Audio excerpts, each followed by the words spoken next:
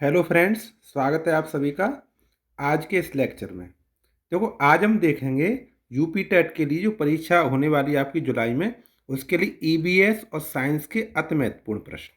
ठीक है।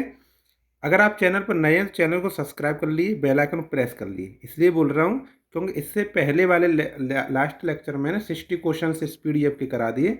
60 से आगे वाले क्वेश्चन हम करेंगे। ठीक है। चलिए नेक्स्ट देखो।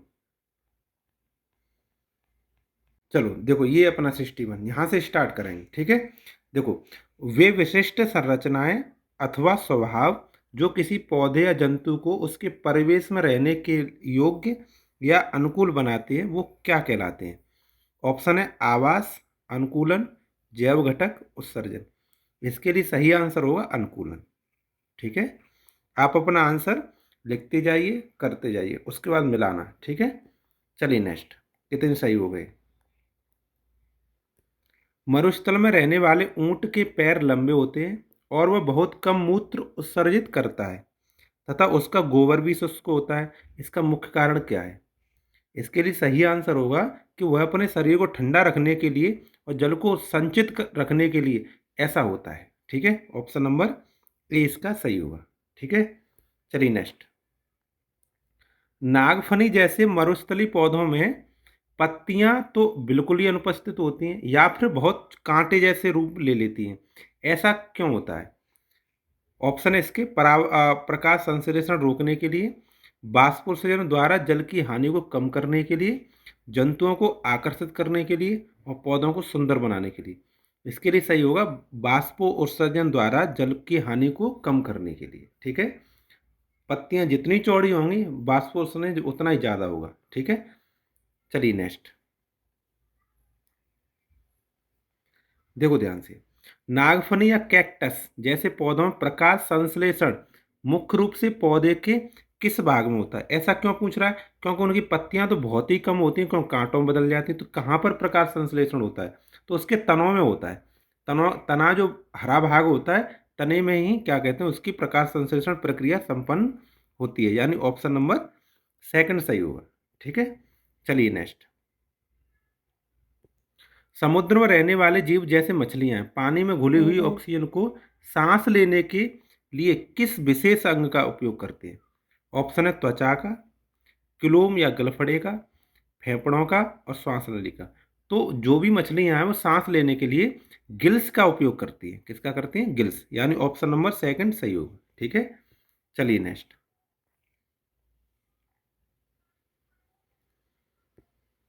व्हेल और डॉल्फिन जैसी मछलियों में गलफड़े तो होते ही नहीं है। वे पानी की सतह पर आकर आकर सांस लेती हैं। तो पानी की सतह पर आ जाती हैं तो किस अंग से सांस लेती हैं ये बताना है। ऑप्शन है त्वचा से, नासाद्वार, बात छिद्र या फिर फेफड़ों द्वारा, पूंछ से, पंखों से। तो वो सांस लेती हैं नासाद्वार द्वारा।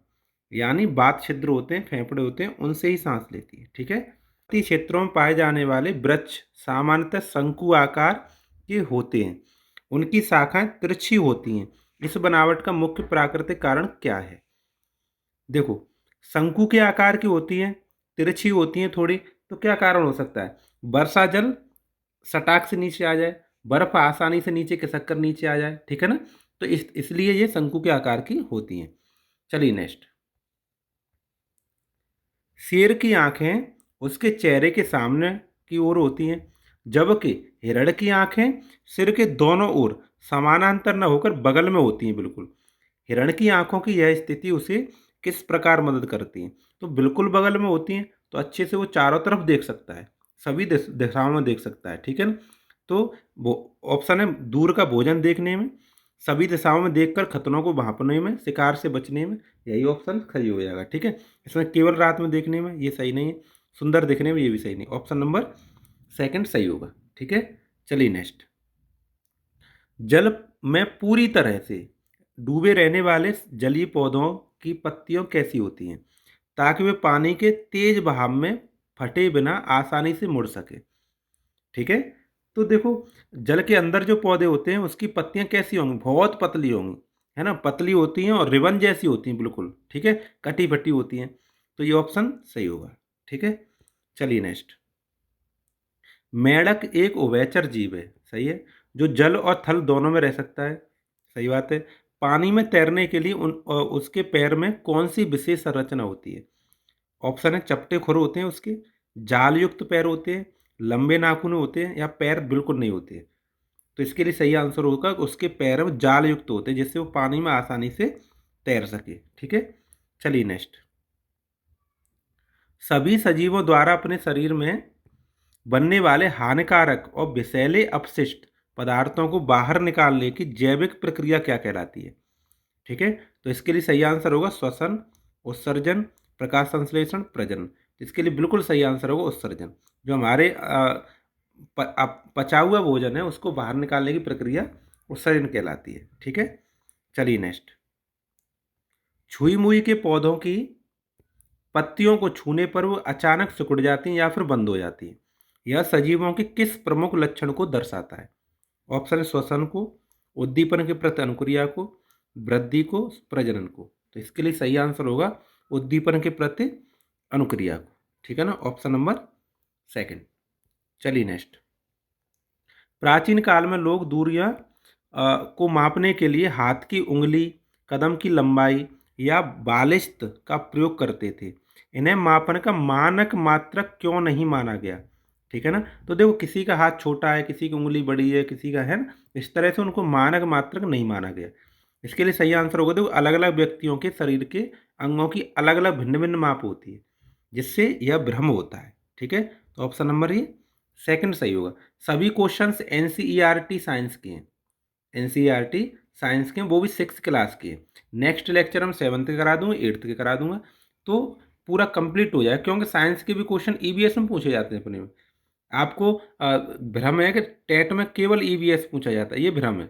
ठीक है, ईवीएस नहीं पूछा जाता, उसमें संविधान के क्वेश्चन भी पूछे जाते हैं, साइंस के भी क्वेश्चन पूछे जाते हैं, और ईवीएस के तो आते ही आते हैं। ठीक है, तो इसलिए मैं ये करा रहा हूँ कि आपका, तभी तो ये इतने लेंथी क्वेश्चन लिखे हुए एनसीईआरटी के क्वेश्चन है। समझ में आ रहा है कि नहीं आ रहा है? तो बस इसको कर लेंगे, कंप्लीट हो जाएगा अपना। देखो, वर्ष 1790 में फ्रांसीसियों ने मापन की एक मानक प्रणाली की रचना की जिसे क्या कहा जाता है, और जिसने विश्व में मापन को एक रूपता दी। तो ऑप्शन है अपने ब्रिटिश प्रणाली, मीटर पद्धति, स्थानीय प्रणाली और गज प्रणाली। तो जो फ्रांसीसियों ने मापन प्रणाली दी थी उसका नाम है मीटर पद्धति, ऑप्शन नंबर सेकंड। ठीक है, चलिए नेक्स्ट। आजकल अंतर्राष्ट्रीय स्तर पर मान्य मापन प्रणाली को क्या कहा जाता है, जिसका पूरा नाम इंटरनेशनल सिस्टम ऑफ यूनिट्स है, जिसको हम एसआई यूनिट कहते हैं, शॉर्ट में क्या कहते हैं, एसआई यूनिट कहते हैं। तो इसके लिए क्या है, एसआई मात्रक प्रणाली। देखो ये ऑप्शन नंबर सेकंड। ठीक है, चलिए नेक्स्ट। अंतर्राष्ट्रीय मानक प्रणाली एसआई के अनुसार लंबाई का मानक मात्रक क्या निश्चित किया गया है? तो लंबाई का मात्रक है उसको मीटर निश्चित किया गया है ना। तो ऑप्शन नंबर देखो ये है मीटर। ठीक है, चलिए नेक्स्ट। 1 किलोमीटर की दूरी में कुल कितने मीटर होते हैं, जो बड़ी दूरियों को मापने की इकाई है? तो 1 किलोमीटर में 1000 मीटर होते हैं। कितने होते हैं? 1000। तो ऑप्शन नंबर ये सही होगा। ठीक है ना, चलिए नेक्स्ट। किसी सीधी सड़क पर चलती हुई कार या 100 मीटर की दौड़ में दौड़ते हुए धावक की गति विज्ञान की भाषा में किस प्रकार की गति का उदाहरण है? सीधी 100 मीटर कार चली या सीधा धावक दौड़ा तो रेखी गति हो गई सीधी, है ना, सरल रेखी गति कहते हैं इसको। क्या कहते हैं? सरल रेखी गति बोला जाता है। ठीक है, चलिए नेक्स्ट। बैलगाड़ी के पहिए की गति या बिजली के पंखे की पंखुड़ियों की गति जो एक निश्चित बिंदु, देखो बैलगाड़ी का है ऐसे धुरी पर ऐसे गोल गोल गोल गोल घूमता रहता है, इसको वृत्तीय गति कहते हैं। क्या कहते हैं? वृत्तीय गति या फिर वर्तुल गति। तो ऑप्शन ये सही होगा, वर्तुल या फिर वृत्तीय गति। ठीक है, चलिए नेक्स्ट। ऐसी गति जो एक निश्चित समय अंतराल के बाद अपने आप को दोहराती है, जैसे दीवार पर घड़ी के पेंडुलम, झूले की गति, गिटार के तार की गति, उसे क्या कहते हैं? जैसे ऐसे झूला है तो ऐसे जाएगा फिर वापस उसी मार्ग में वापस आएगा। ठीक है ना, इस तरह से इस तरह से इस तरह से इस तरह से होता रहता है, इस तरह से होता रहता है। इसको आवर्ती गति कहते हैं। इसको क्या कहते हैं? आवर्ती गति कहते हैं। ठीक है, हाँ नेक्स्ट। सिलाई मशीन की सुई की गति जब मशीन चल रही होती है तो किस प्रकार की गति कहलाती है? देखो सिलाई मशीन की गति ऐसे ऐसे गति करती है, तो झूले जैसी ही तो होगी बिल्कुल सी।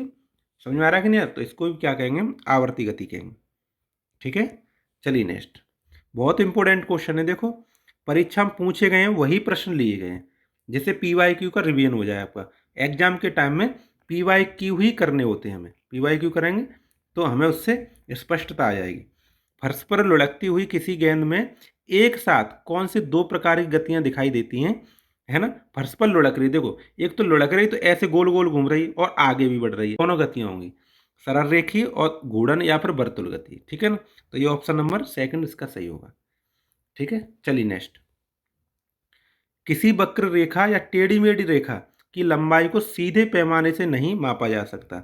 इसे मापने के लिए कौन सा किसका प्रयोग किया जाता है। ऐसे टेढ़ी मेढ़ी दूरी है ऐसे करके, तो कैसे मापेंगे। तो एक धागा ले लो, धागे से ऐसे करके ऐसे ऐसे ऐसे ऐसे रख रख के ऐसे नाप लो, फिर धागे को पैमाने पर रख दो, है ना। तो पता चल जाए कितनी दूरी हो गई। तो ऐसे देखो, एक धागे और फिर उसको धागे को पैमाने पर स्केल पर रखकर मापा जाता है। तो ऑप्शन नंबर ये सही होगा, ठीक है। चलिए नेक्स्ट। उड़ती हुई पतंग या हवा में उड़ती हुई मधुमक्खी की गति किस प्रकार की गति के अंतर्गत आता था, जिसका कोई निश्चित पथ तय नहीं है। देखो, कोई पथ नहीं है, कोई कभी इधर जा रही मधुमक्खी, कभी उधर जा रही है, कभी पतंग उधर उड़ रही, कभी इधर उड़ रही, तो अनियमित गति है। इसको क्या कहेंगे, अनियमित गति, ठीक है ना। नेक्स्ट। 1 मीटर को यदि सेंटीमीटर में बदला जाए तो उसमें कुल कितने भाग होंगे। तो 1 मीटर में कुल कितने होते हैं, 100 सेंटीमीटर होते हैं, 100 भाग हो गए, ठीक है। 100 सेंटीमीटर होते हैं, ये पूछा गया है इसमें, ठीक है। चलिए नेक्स्ट। मार्चिंग करते हुए, मार्चिंग मतलब आगे बढ़ते हुए सैनिकों के कदमों की गति सामान्यतः किस प्रकार की गति का प्रदर्शन करते हैं। तो सैनिक तो आगे ऐसे करके बढ़ेंगे, सीधे सीधे सीधे सीधे आगे बढ़ेंगे, तो सरल रेखी गति होगी, ठीक है ना। तो ऑप्शन नंबर ये सही होगा, ठीक। चलिए नेक्स्ट। वृक्ष से गिरता हुआ कोई सेब नीचे आते समय किस प्रकार की गति का अनुसरण करता है। तो वृक्ष से नीचे गिरेगा तो ऐसे गिरेगा, सीधा गिरेगा ना, ऐसे घूमते घूमते ऐसे तो गिरेगा नहीं, सीधा गिरेगा, तो इसको सरल रेखी गति बोलेंगे।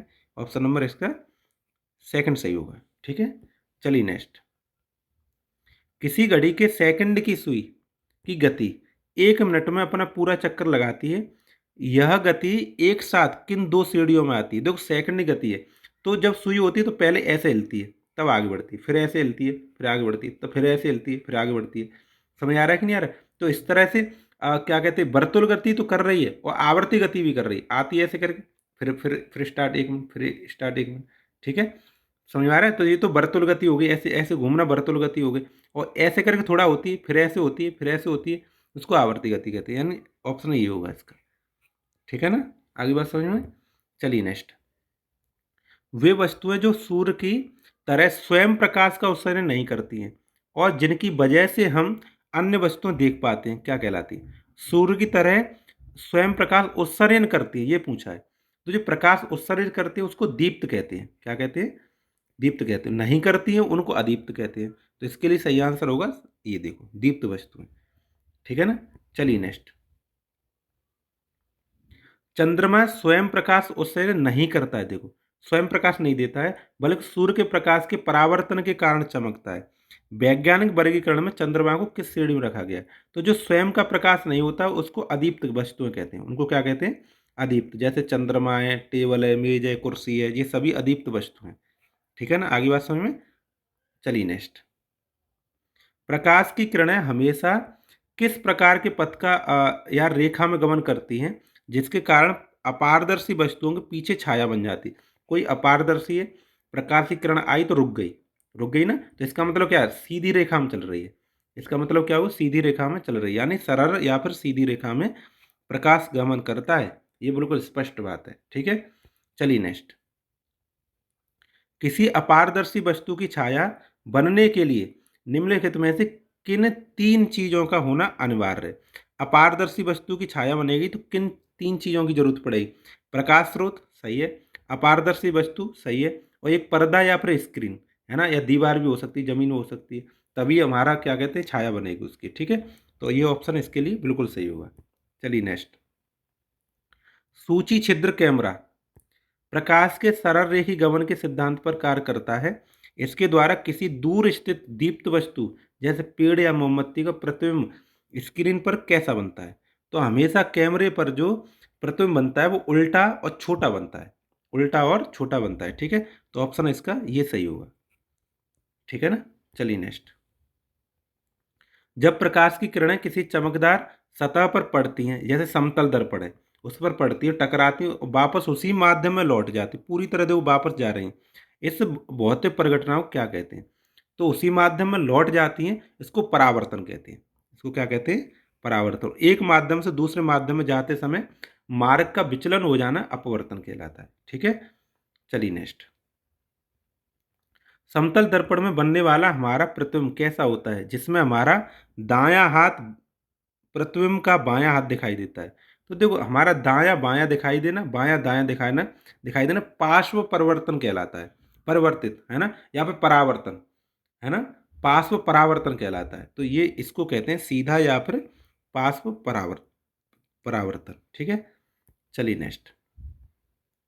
विद्युत सेल में रासायनिक पदार्थों से बिजली बनाई जाती है। सही है। एक साधारण विद्युत सेल में कुल कितने टर्मिनल होते हैं? तो दो टर्मिनल होते हैं सब में, एक प्लस का और एक माइनस का, दो टर्मिनल होते हैं। ठीक है। प्लस और माइनस। ठीक। चलिए नेक्स्ट। बिजली के बल्ब के अंदर एक पतला मुड़ा हुआ तार होता है, जिसे विद्युत धारा प्रवाहित होने पर गर्म होकर प्रकाश देता है। सही है। इसे बल्ब का तंतु भी कहते हैं या फिलामेंट कहते हैं। यह किस उच्च गलनांक वाली धातु का बना होता है? जो फिलामेंट है वो टंगस्टन का बना होता है। इसे आवर्त सारणी में W से डिनोट किया गया है। ठीक है ना। इसके लिए ऑप्शन ये सही होगा, टंगस्टन धातु। ठीक है। चलिए नेक्स्ट। किसी विद्युत परपथ में बिजली का बल्ब कब फ्यूज होता है माना जाता है, जिसके बाद परपथ पूरा होने में भी वह नहीं जलता? ठीक है। तो क्या देखो, जब उसका कांच टूट जाता, नहीं, कांच टूटने से उसका कोई संबंध। जब उसका धातु का आधा गंदा हो जाता, नहीं। जब बल्ब का फिलामेंट टूट जाता है या खंडित हो जाता है, ये सही है। जब फिलामेंट टूट जाएगा तो बल्ब नहीं जलेगा। ठीक है। चलिए नेक्स्ट। इस पीडीएफ में कुल 35 क्वेश्चन थे, है ना। कुल 135 क्वेश्चन थे। उसमें 60 क्वेश्चन तो हमने पिछले लेक्चर में कर लिए, 65 क्वेश्चन है उसको आज कवर करेंगे। ठीक है। देखो, एक पूर्ण और बंद विद्युत परिपथ में विद्युत धारा के बहने की दिशा हमेशा किस टर्मिनल से किस टर्मिनल की ओर होती है? हमेशा प्लस से धारा माइनस की ओर बहती है। प्लस किधर बहती है? माइनस की ओर बहती है। देखो देखो, ऐसा ऑप्शन, धनात्मक से ऋणात्मक की ओर, ये ऑप्शन सही होगा। धनात्मक से ऋणात्मक की ओर हमेशा धारा बहती है। ठीक है। चलिए नेक्स्ट। वह सरल युक्ति जो किसी विद्युत परपथ को अपनी इच्छा से जोड़ने या तोड़ने के लिए उपयोग की जाती है क्या कहलाती है? ऑप्शन है फिलामेंट, स्विच, प्रतिरोधक, विद्युत सेल। तो अपनी इच्छा लिखा है, देखो, अपनी इच्छा से जोड़ना है, तोड़ना है, यानी अपनी इच्छा से बल्ब चालू करना है, अपनी इच्छा से बंद करना है। तो ऐसा तो स्विच होता है, स्विच को ऑन कर दो चालू, ऑफ कर दो बंद। ठीक है। चलिए नेक्स्ट। वे पदार्थ जो अपने अंदर से विद्युत धारा को आसानी से प्रवाहित होने देते हैं क्या कहलाते हैं? जिनमें धारा आसानी से सुगमता से प्रवाहित हो जाती है वो कंडक्टर कहलाते हैं, यानी विद्युत चालक कहलाते हैं। ठीक है। ऑप्शन नंबर ये सही होगा। जिसमें धारा नहीं बहती वो विद्युत रोधक कहलाते हैं। ठीक है। विद्युत रोधी कह सकते हैं उनको, अचालक भी कह सकते हैं।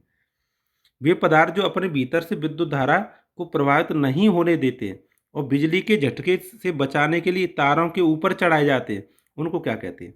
तो उनको विद्युत रोधी कहलाते हैं वो पदार्थ, या फिर कुचालक पदार्थ कहलाते हैं, यानी ऑप्शन नंबर ये सही होगा इसके लिए, इंसुलेटर कहलाते हैं। ठीक है। चलिए नेक्स्ट। मानव शरीर बिजली या विद्युत धारा के प्रति किस प्रकार का व्यवहार करता है जिसके कारण नंगे तारों को छूने पर करंट लगता है? तो मानव शरीर तो क्या कहते, विद्युत का अच्छा चालक माना जाता है। ठीक है। देखो, मानव शरीर विद्युत का अच्छा रोधक है, गलत है, रोधक नहीं है। मानव शरीर विद्युत का बहुत अच्छा चालक है, ये सही है ऑप्शन, ऑप्शन नंबर ये बिल्कुल सही होगा। ठीक है। चलिए नेक्स्ट। शुद्ध जल यानी अशुद्ध जल और लवणयुक्त जल, नमक का पानी का जल में से कौन सा विद्युत का चालक है?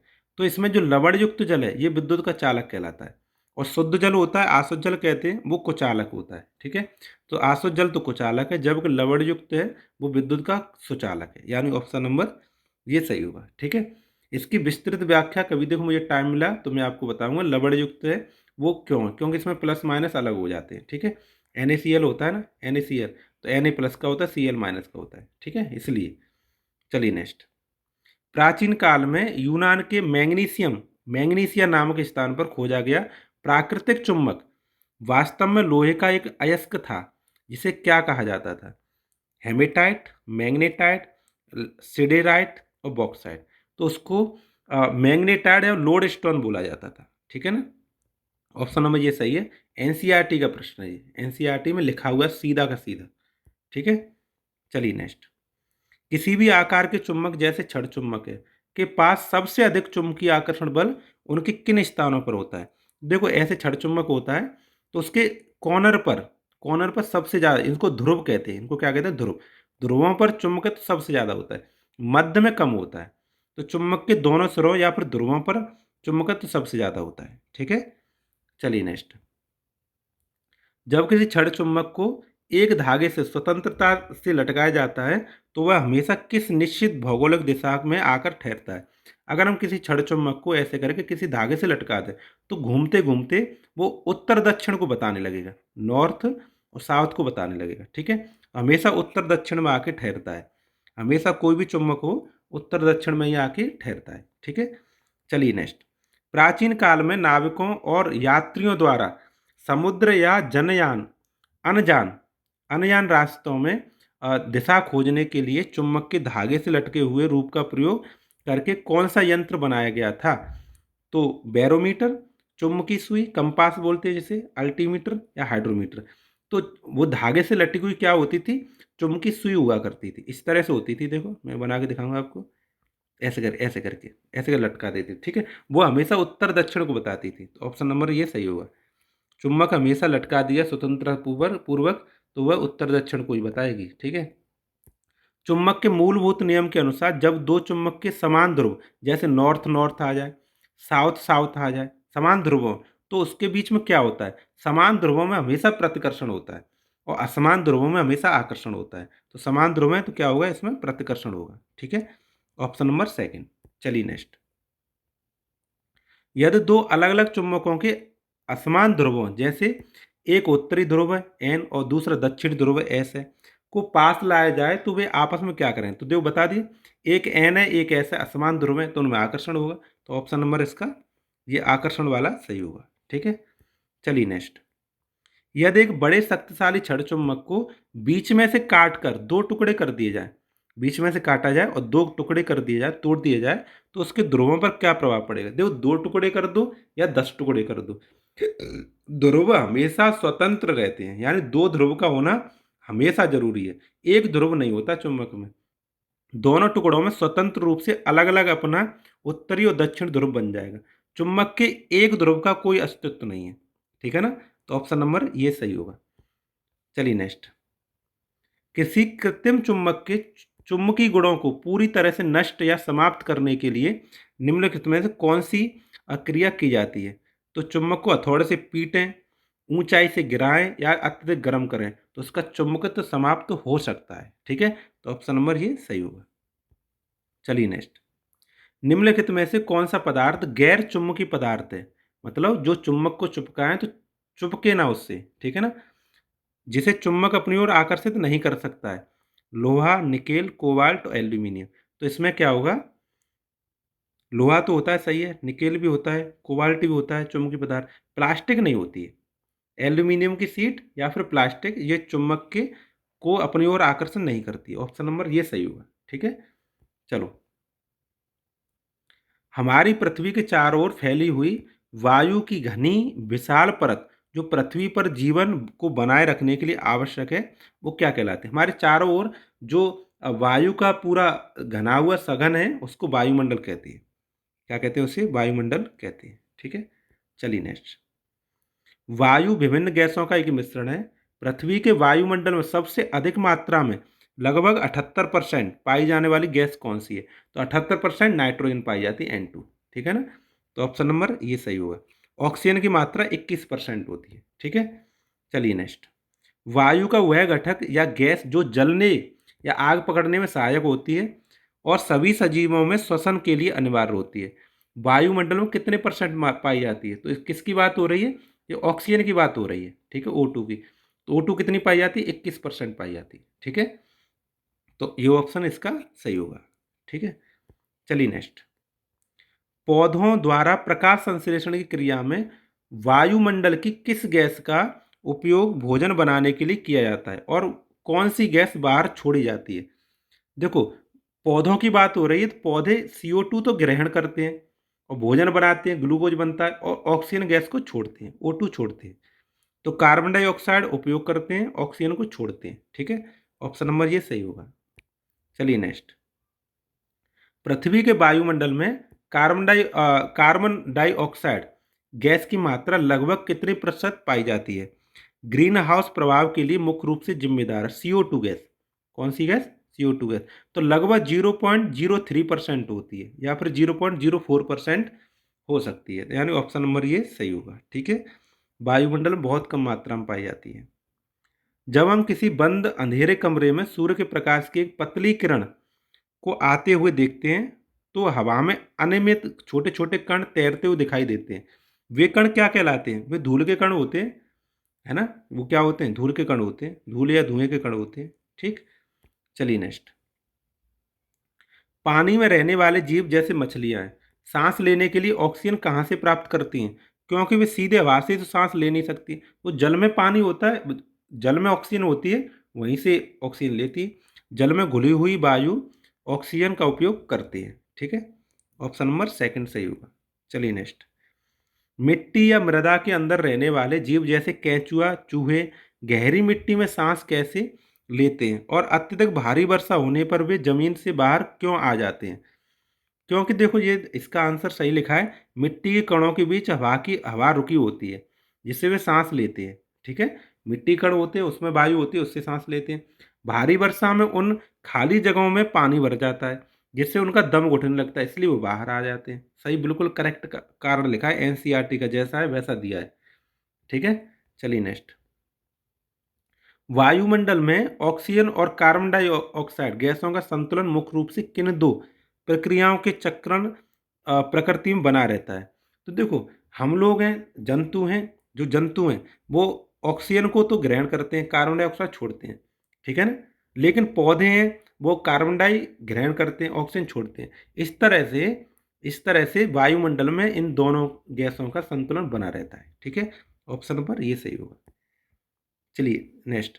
पवन चक्की को घुमाने के लिए प्रकृति की किस अदृश्य शक्ति या फिर ऊर्जा का उपयोग किया जाता है जिससे बिजली बनाई जाती है, कुआं से पानी निकाला जाता है? तो वायु का उपयोग किया जाता है। पवन चक्की किससे चलती है? पवन, देखो पवन मतलब वायु, वायु से प्रयोग किया जाता है। गतिशील वायु या पवन का उपयोग किया जाता है। ऑप्शन नंबर ये सेकंड सही होगा। ठीक है, चलिए नेक्स्ट। जाड़ों के दिनों में या सुबह के समय घास की पत्तियों और फूलों पर पानी की छोटी छोटी बूंदें दिखाई देती हैं। वायुमंडल में उपस्थित किस घटक के ठंडी सतह से संपर्क के कारण ऐसा होता है? तो ऐसा क्यों होता है? संघनन के कारण होता है। जलवाष्प है, वो धीरे धीरे संघनित हो जाती है, बूंदों का रूप ले लेती है। ठीक है, तो ऑप्शन ये सही होगा, जलवाष्प के संघनन के कारण। ठीक है, चलिए नेक्स्ट। पर्वतारोही जब बहुत ऊंचे पहाड़ों पर चढ़ते हैं तो वे अपने साथ ऑक्सीजन का सिलेंडर लेकर क्यों जाते हैं? क्योंकि ऊंचाई बढ़ने पर वायु का घनत्व, ऑक्सीजन की मात्रा कम हो जाती है, हवा पतली हो जाती है। सही है, ये ऑप्शन सही है। ठीक है ना, ऑप्शन नंबर पहला सही है। चलिए नेक्स्ट। निम्नलिखित में से कौन सी गैस वायुमंडल में बहुत कम मात्रा में होने के बावजूद पृथ्वी द्वारा छोड़ी गई गर्मी को रोककर पृथ्वी को गर्म रखती है ना? ग्लोबल वार्मर के लिए जिम्मेदार है। तो ऐसी CO2 गैस बताई थी अभी।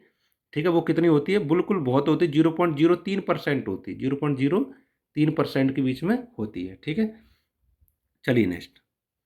आकाश में उड़ने वाले पक्षी जैसे चमगादड़, कीड़े वायु की किस विशेषता के कारण हवा में तैर या उड़ पाते हैं? तो वायु के रंगीन होने के कारण नहीं, रंगीन का क्या मतलब है? वायु के भार और उसके द्वारा लगाए गए जाने वाले दाब उछाल के कारण। ये ऑप्शन सही है।